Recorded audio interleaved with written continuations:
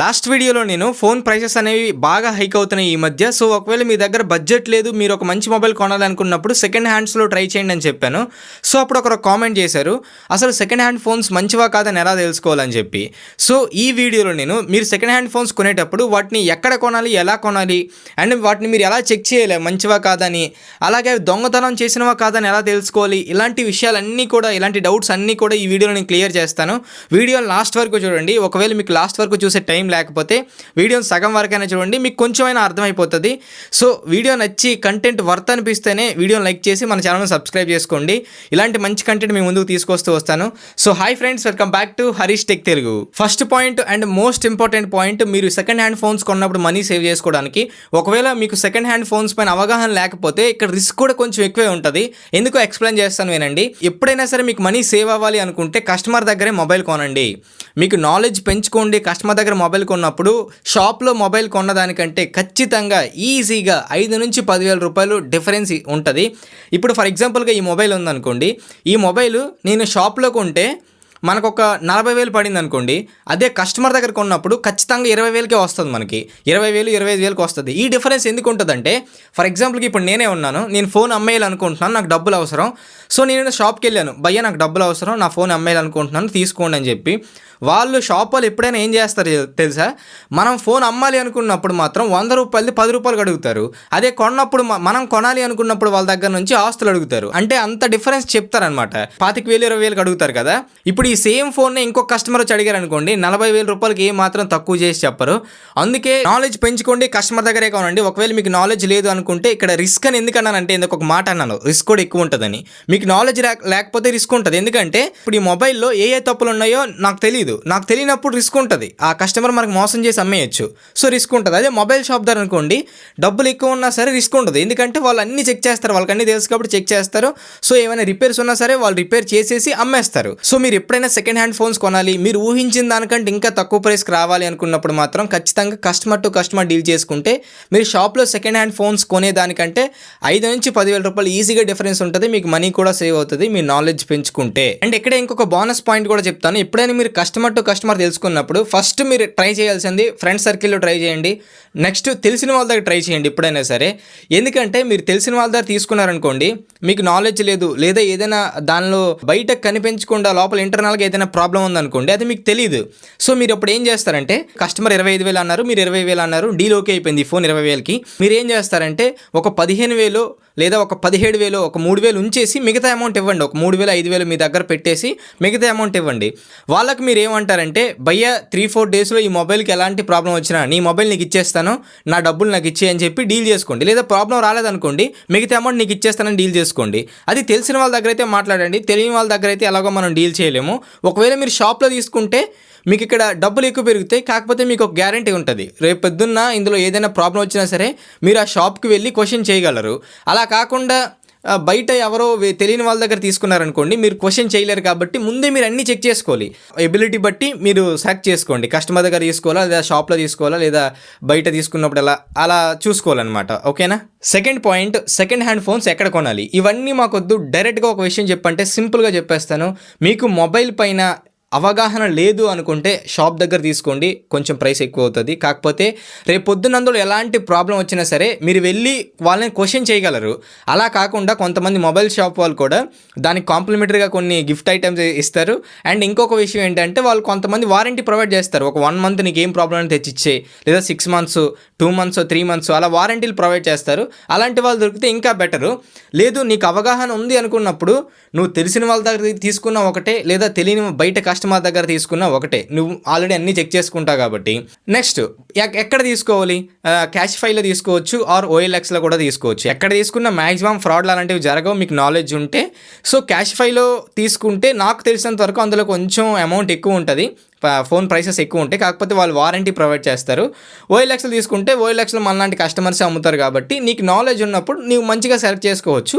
దాన్ని బట్టి నువ్వు రేట్ కూడా మాట్లాడుకోవచ్చు. థర్డ్ పాయింట్, సెకండ్ హ్యాండ్ ఫోన్స్ని ఎలా చెక్ చేయాలి. ఇవి మోస్ట్ ఇంపార్టెంట్ పాయింట్స్ అనమాట. ఇప్పుడు వరకు మీకు చెప్పాను కదా, సెకండ్ హ్యాండ్ ఫోన్స్ పైన నాలెడ్జ్ పెంచుకోండి అని చెప్పి. ఈ పాయింట్స్ కనుక మీకు గుర్తుండగలిగితే, మీరు ఫోన్ కొన్నప్పుడు ఈ పాయింట్స్ ఇవన్నీ మీరు చెక్ చేయగలిగితే ఖచ్చితంగా మీరు కళ్ళు మూసుకొని తీసుకోవచ్చు. అందులో ఫస్ట్ విషయం ఏంటంటే, ఫిజికల్ ఎపీరియన్స్ అనమాట. ఒక మొబైల్ మీరు తీసుకున్నప్పుడు మీరు చేతిలోకి తీసుకొని ఎక్కడైనా స్క్రాచెస్ ఉన్నాయా, డెంట్స్ ఉన్నాయా, లేదా ఎక్కడైనా అవి బటన్స్ సరిగ్గా పనిచేస్తున్నాయా, డిస్ప్లే పైకి వచ్చిందా లేదా, అన్నీ సరిగ్గా బయటికి మంచిగా ఉందా లేదా, అలాగని స్క్రాచెస్ ఉంటే మీరు అక్కడ బార్గింగ్ చేయడానికి ఉంటుంది. మీరు ఏదైనా ప్రాబ్లం ఉందనుకోండి, బయటికి డెంట్ పడింది లేదా స్క్రాచెస్ ఉన్నాయి అనుకోండి, మీకు ఫోన్ అంతా మంచిగా ఉంది, అలాంటప్పుడు మీకు ప్రైస్ కూడా తగ్గుతుంది. సో ఫస్ట్ మీరు ఆ మొబైల్ యొక్క ఫిజికల్ ఎపీరియన్స్ మొత్తం క్లియర్గా చెక్ చేయండి. ఆ తర్వాత సెకండ్ పాయింట్ ఏంటంటే డిస్ప్లే అండ్ టచ్ స్క్రీన్ అనమాట. డిస్ప్లే దగ్గర ఈ ఎడ్జెస్ ఉంటాయి కదా, ఈ ఎడ్జెస్ దగ్గర చుట్టూ చూడండి. ఒకవేళ వాళ్ళు డిస్ప్లే చేంజ్ చేసినా లేదా ఆ డిస్ప్లేలో ప్రాబ్లం ఉండి అది కొంచెం పైకి లేచినా సరే మీకు కనిపిస్తుంది. డిస్ప్లే చేంజ్ చేస్తే సో వాళ్ళు ఎంత క్లియర్గా చేసినా సరే ఇక్కడ కొంచెం గమ్మింగ్ ఉండిపోతుంది డిస్ప్లే చేంజ్ చేస్తే. లేదు అనుకుంటే కర్వ్ డిస్ప్లే లాంటివి అనుకోండి, ఆ డిస్ప్లే ఏమవుతుందంటే కొంచెం పైకి లేస్తుంది. వాళ్ళు సెకండ్ హ్యాండ్ డిస్ప్లే చేంజ్ చేసినా లేదా డిస్ప్లేలో ప్రాబ్లం ఉన్నా లైక్ పైకి వచ్చేసినా సరే కొంచెం పైకి లేస్తుంది కాబట్టి డిస్ప్లే చూసుకోండి. ఆ తర్వాత ఫోన్ ఆన్ చేసి టచ్ స్క్రీన్ చెక్ చేయండి. లైక్ యాప్ని లాంగ్ ప్రెస్ చేసుకొని అటు ఇటు మూవ్ చేయండి. మొత్తం వర్క్ అవుతుందో లేదో చూడండి. మధ్యలో హ్యాంగ్ అయితే మాత్రం డిస్ప్లేలో ప్రాబ్లం ఉందని మీరు నోటీస్ చేసుకోండి. సో సెకండ్ ఏం చెక్ చేయాలంటే డిస్ప్లే, టచ్ స్క్రీన్, ఈ రెండు చెక్ చేయండి. థర్డ్ పాయింట్ ఏంటంటే మైక్, స్పీకర్స్ అనమాట. డ్యూయల్ స్పీకర్స్ అయితే డ్యూయల్ స్పీకర్స్, లేదా ఒకటే స్పీకర్ అయితే ఒకటే స్పీకరు, సింగిల్ స్పీకర్ అయితే మీరు ఏం చేయాలంటే అతని సిమ్ ఆల్రెడీ ఉంటుంది. ఒకవేళ అతని సిమ్ లేకపోయినా సరే మీరు అందులో సిమ్ వేసి ఫోన్ చేయండి. ఎవరికొకరికి ఫోన్ చేసి మాట్లాడండి. వాయిస్ అంతా క్లియర్గా వినిపిస్తుందో లేదో చెక్ చేసుకోండి. మీ వాయిస్ వాళ్ళకి, వాళ్ళ వాయిస్ మీకు వినిపిస్తుందో లేదో చెక్ చేసుకోండి. ఆ మైక్ టెస్టింగ్ అనమాట ఇది. నెక్స్ట్ స్పీకర్స్ ఎలా టెస్ట్ చేస్తారంటే లౌడ్ స్పీకర్ పెట్టండి, బాగా వర్క్ అవుతుందో లేదో చెక్ చేసుకోండి. తర్వాత ఇందులో సాంగ్స్ ప్లే చేయండి. సాంగ్స్ ప్లే చేసి వాల్యూమ్ ఫుల్గా పెట్టండి. స్పీకర్స్ అనేవి క్లారిటీగా వినిపిస్తున్నాయో లేదో చెక్ చేసుకోండి. థర్డ్ పాయింట్ స్పీకర్స్, మైక్ గుర్తుపెట్టుకోండి. ఫోర్త్ పాయింట్ మ్యాక్సిమం ఆ ఫోన్ యొక్క బిల్లు, బాక్స్ ఉంటేనే ఫోన్ని తీసుకోండి. ఒకవేళ బిల్లు లేకపోయినా పర్లేదు, బాక్స్ మాత్రం పక్కా ఉండాలి. ఆ ఫోన్లో ఇచ్చిన ఒరిజినల్ ఛార్జర్ పక్కా ఉండాలి. So original charger, original box ఉంటేనే ఫోన్ తీసుకోండి. లేదంటే ఎక్కువ టైం అయిపోయిందంటే మాత్రం బాక్స్ లేకపోయినా ఒరిజినల్ ఏదో ఒకటి ఉండాలి మీకు. ఎందుకంటే ఆ ఫోన్ దొంగతనం చేయలేదు అనడానికి, వాళ్ళదే అనడానికి ఇది కూడా కొంచెం ప్రూఫ్ అవుతుంది. ఎందుకంటే ఫోన్ దొంగతనం చేయగలరు కానీ ఇంట్లో ఉన్న ఛార్జర్, బాక్స్ తీయలేరు కదా. నెక్స్ట్ ఏంటంటే ఇక్కడ బాక్స్ ఎందుకు అడిగాను అంటే ఆ బాక్స్ మీద IMEI నెంబర్ ఉంటుంది. ఈ ఫోన్లో డైల్ ప్యాడ్ ఓపెన్ చేసి *#06# అని టైప్ చేస్తే మీకు IMEI నెంబర్ వస్తుంది. లేదా సెట్టింగ్స్లోకి వెళ్ళి అబౌట్లోకి వెళ్తే IMEI నెంబర్స్ మీకు కనిపిస్తాయి. ఆ ఫోన్లో ఉన్న IMEI నెంబరు నెక్స్ట్ ఆ బాక్స్ మీద ఉన్న IMEI నెంబరు టాలీ చేసుకోండి. సో ఒకవేళ రెండు మ్యాచ్ అయ్యేలా ఉంటే వీళ్ళ దగ్గరే మొబైల్ ఉంది ఎప్పటి నుంచి అని చెప్పి మీరు కొంచెం కన్ఫర్మ్ చేసుకోవచ్చు ఈ పాయింట్లో. నెక్స్ట్ ఏంటంటే మీరు IMEI నెంబర్ ఆ బాక్స్ మీద కూడా మీరు వాళ్ళు ఏదైనా చేయగలిగితే ఇంకొకలా కూడా మీరు చెక్ చేయొచ్చు. ఈ IMEI నెంబర్ మీకు తెలిసింది కదా. ఇప్పుడు గూగుల్ ఓపెన్ చేసి మీ ఫోన్లో అయినా పర్లేదు, ఏ ఫోన్ అయినా పర్లేదు, గూగుల్ ఓపెన్ చేసి IMEI.info అని సెర్చ్ చేయండి. ఫస్ట్ వెబ్సైట్ వస్తుంది, దాన్ని ఓపెన్ చేయండి. అక్కడ IMEI నెంబరు పేస్ట్ చేయమని అడుగుతుంది. మీరు IMEI నెంబర్ కాపీ చేసి పేస్ట్ చేయండి. సో మీరు క్లిక్ చేయగానే ఆ ఫోన్ యొక్క డీటెయిల్స్ వస్తాయి. మోడల్ నెంబర్ వస్తుంది, ఫోన్ నేమ్ వస్తుంది, నెక్స్ట్ అది ఎప్పుడు యాక్టివేట్ అయ్యిందో ఇలాంటి డీటెయిల్స్ వస్తాయి. నెక్స్ట్ IMEI నెంబర్ కూడా వస్తుంది. దాన్ని బట్టి మీరు టాలీ చేసుకోండి. మళ్ళీ మోడల్ నెంబర్ కూడా చెక్ చేసుకోండి. ఎందుకంటే ఈ మధ్య డమ్మీ ఫోన్స్ అనమాట, లోపల ఒకటి ఉంటుంది, పైన మార్చేస్తున్నారు, డొక్కులన్నీ మార్చేస్తున్నారు. కాబట్టి మీరు అలా చెక్ చేసుకున్నప్పుడు మీకు కన్ఫర్మ్గా అర్థమైపోతుంది ఇది ఒరిజినల్ ఫోన్ అని చెప్పి. నెక్స్ట్ ఈ పక్కనున్న బటన్స్ ఏవైతే volume buttons, next power switch off on buttons ఉంటాయి కదా, ఆ బటన్స్ సరిగ్గా వర్క్ అవుతున్నాయో లేదో చెక్ చేసుకోండి. ఛార్జింగ్ పోర్ట్ సరిగ్గా వర్క్ అవుతుందో లేదో చెక్ చేసుకోండి. నార్మల్గా చూస్తే తెలిసిపోతుంది, లేదంటే మీరు ఛార్జింగ్ పవర్ బ్యాంక్ పట్టుకెళ్ళి ఛార్జింగ్ పెట్టినా తెలిసిపోతుంది. ఆ తర్వాత finger print, next face ID. మీరు ఫింగర్ ప్రింట్ దానికి ఉంటే ఫింగర్ ప్రింట్ చెక్ చేసుకోండి, సైడ్ ఉంటే సైడ్, బ్యాక్ సైడ్ ఉంటే బ్యాక్ సైడ్. ఫేస్ ఐడి కూడా చెక్ చేసుకోండి, వర్క్ అవుతుందో లేదో చెక్ చేసుకోండి. మంచిగా ఫోన్ ఆన్ చేసి స్లోగా, మీరు కంగారు పడకండి. ఒక 10 నిమిషాలు, అరగంట లేట్ అయినా సరే తెలియని వాళ్ళ దగ్గర తీసుకున్నప్పుడు మాత్రం ఖచ్చితంగా ఒక గంట లేట్ అయినా పర్లేదు, ఒక మంచి ప్లేస్కి వెళ్ళి కూర్చొని లేదా నిల్చొని గాబరా పడకుండా చెక్ చేసుకొని తీసుకోండి. ఆ తర్వాత అందులో కెమెరా అనమాట మెయిన్ ఇంపార్టెంట్. మీరు కెమెరా కోసం కానీ మీరు మొబైల్ తీసుకునేలాగా ఉంటే మెయిన్ ఇంపార్టెంట్. ఒకవేళ మీరు కెమెరా కోసం తీసుకోకపోయినా కెమెరా మెయిన్ ఇంపార్టెంట్ కాబట్టి మీరు కెమెరా ఓపెన్ చేసి జూమ్ చేయండి, షేక్ చేయండి. ఆ కెమెరా సరిగ్గా వర్క్ అవుతుందో లేదో చెక్ చేసుకోండి, జూమింగ్ సరిగ్గా అవుతుందో లేదో చెక్ చేసుకోండి. ఫ్రంట్ కెమెరా కూడా అలానే చెక్ చేసుకోండి, సరిగ్గా కనిపిస్తుందో లేదో చెక్ చేసుకోండి. ఏం చెప్పాను, ఛార్జింగ్ పోర్ట్ చెక్ చేయండి, power switches, face ID check చేసుకోండి, ఫింగర్ ప్రింట్ చెక్ చేసుకోండి, next front back camera check చేసుకోండి, జూమ్ చేసుకోండి. దీని తర్వాత సిమ్ నెట్వర్క్, అందులో సిమ్ వేయండి, నెట్వర్క్ సరిగ్గా పనిచేస్తుందో చెక్ చేసుకోండి. వైఫై ఆన్ చేయండి. వైఫై ఆన్ చేసి కనెక్ట్ చేసి వైఫై సరిగ్గా వర్క్ అవుతుందో చూసుకోండి. బ్లూటూత్ కూడా చెక్ చేయండి. ఇవన్నీ కూడా ఆ సిస్టమ్ యొక్క ఇంటర్నల్గా లింక్ అయి ఉంటాయి కాబట్టి సరిగ్గా వర్క్ అవుతుందో లేదో, సిస్టమ్ సరిగ్గా వీటిని పనిచేస్తుందో లేదో చెక్ చేయడానికి అనమాట ఇవి. వైఫై, బ్లూటూత్, సిమ్ వేసి సిమ్ నెట్వర్క్ సరిగ్గా లాగుతుందో లేదో కూడా చెక్ చేసుకోండి. ఆ తర్వాత బ్యాటరీ చెక్ చేయండి. లైక్ మీరు ఫోన్ తీసుకున్నప్పుడు మీ చేతికి ఫోన్ వచ్చినప్పుడు అందులో బ్యాటరీ పర్సంటేజ్ ఎంత ఉందో మెయిన్ చెక్ చేయండి.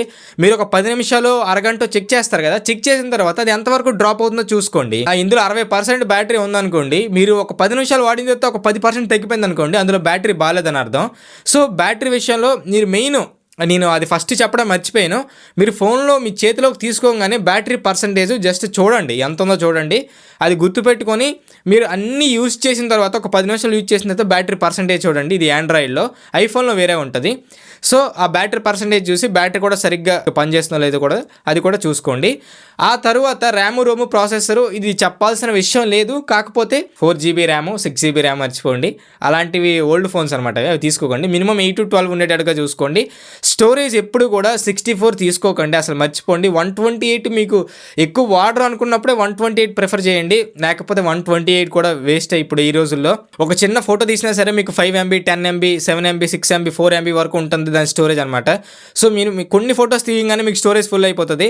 128 కూడా మ్యాక్సిమం ప్రిఫర్ చేయకండి. మీరు తక్కువ యూసేజ్ అయితే 128GB ప్రిఫర్ చేయండి. 8GB మినిమం ఉండేటట్టుగా చూసుకోండి. ర్యాము, రోమ్ మాత్రం 128 మినిమము లేదా మ్యాక్సిమం చూసుకుంటే 256 సరిపోతుంది ఇన్ఫ్ బేసిక్ యూస్కి అయితే.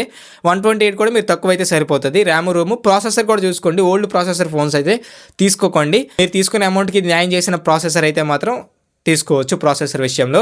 అండ్ నెక్స్ట్ ఇంకొక విషయం ఏంటంటే, ఆ ఫోన్ దొంగతనం చేసిందో లేదో ఎలా తెలుసుకోవాలి, ఈ పాయింట్ అనమాట. నీట్గా ఐఫోన్లో కూడా వర్క్ అవుతుంది, ఆండ్రాయిడ్లో కూడా వర్క్ అవుతుంది. మీ దగ్గర బిల్లు, బాక్స్ ఉంటే మీరు భయపడాల్సిన పని లేదు. ఒకవేళ అవి కూడా ఉండి మీకు కొంచెం భయం అనిపిస్తే మాత్రం 14422 అని టైప్ చేసి మెసేజ్ చేయండి. మెసేజ్ టైప్ చేయండి, KYM క్యాపిటల్లో టైప్ చేసి ఒక లెటర్ స్పేస్ ఇచ్చి మీ IMEI నెంబర్ అక్కడ టైప్ చేసి సెండ్ చేసేయండి 14422కి. మీరు సెండ్ చేసిన తర్వాత వెంటనే ఆ ఫోన్ యొక్క డీటెయిల్స్ వచ్చేస్తాయి. అది బ్లాక్ లిస్ట్లో ఉందో కూడా తెలిసిపోతుంది. ఫోన్ దొంగతనం చేశారు, కంప్లైంట్ ఇవ్వలేదు అనుకోండి, రాదు. ఫోన్ అది దొంగతనం చేసిందే కంప్లైంట్ ఇస్తే మాత్రమే అది బ్లాక్డో కాదో మీకు వస్తుంది. ఒకవేళ అది కంప్లైంట్ ఇచ్చి బ్లాక్ అయితే బ్లాక్డ్ అని చెప్పి వస్తుంది. ఎలా వస్తుంది మీకు ఇక్కడ డిస్ప్లే పైన ఒక సైడ్న ప్లేస్ చేస్తాను, మీరు చూడండి. సో మీరు దాన్ని బట్టి కూడా అది దొంగతనం చేసిందా లేదా అనేది మీరు సింపుల్గా తెలుసుకోవచ్చు. సో వీలైతే ఈ వీడియోని సేవ్ చేసుకోండి. మీకు సెకండ్ హ్యాండ్ ఫోన్స్ కొన్నప్పుడు ఈ పాయింట్స్ మీరు చూసారంటే మీరు ఎలాంటి ప్రాబ్లం లేకుండా కళ్ళు మూసుకొని ఈజీగా మీరు తీసుకోవచ్చు.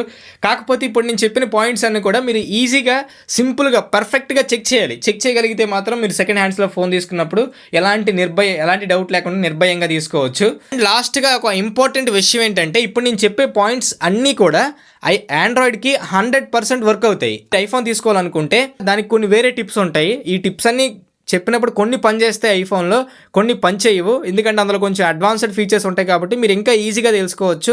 దానికోసం నేను సెపరేట్గా ఇంకో చిన్న వీడియో చేస్తాను, లేదా ఒక షార్ట్ వీడియో చేస్తాను, ఐఫోన్ మీరు ఎలా కనుక్కోవాలి సెకండ్ హ్యాండ్ ఫోన్స్లో మంచిదా కాదని చెప్పి. కాకపోతే ఆండ్రాయిడ్కి మాత్రం ఇవన్నీ 100% వర్క్ అవుతాయి. మీరు మంచిగా చెక్ చేసుకోండి. వీడియోని ఎంతవరకు చూసారంటే మీకు వీడియో ఖచ్చితంగా నచ్చే ఉంటుంది. వీడియోని లైక్ చేయండి, నచ్చితే మాత్రం కంటెంట్ వర్త్ అనిపిస్తేనే లైక్ చేయండి, లేకపోతే చేయకండి. సో మీకు ఏమైనా డౌట్స్ ఉన్నా సరే కామెంట్స్లో అడగండి, నేను కామెంట్స్లో మీకు క్లారిఫై చేసేస్తాను. లేదంటే దానికోసం సెపరేట్గా ఒక వీడియో చేసి క్లియర్గా ఎక్స్ప్లెయిన్ చేస్తాను. మళ్ళీ కలుద్దాం. Signing off Harish tech Telugu.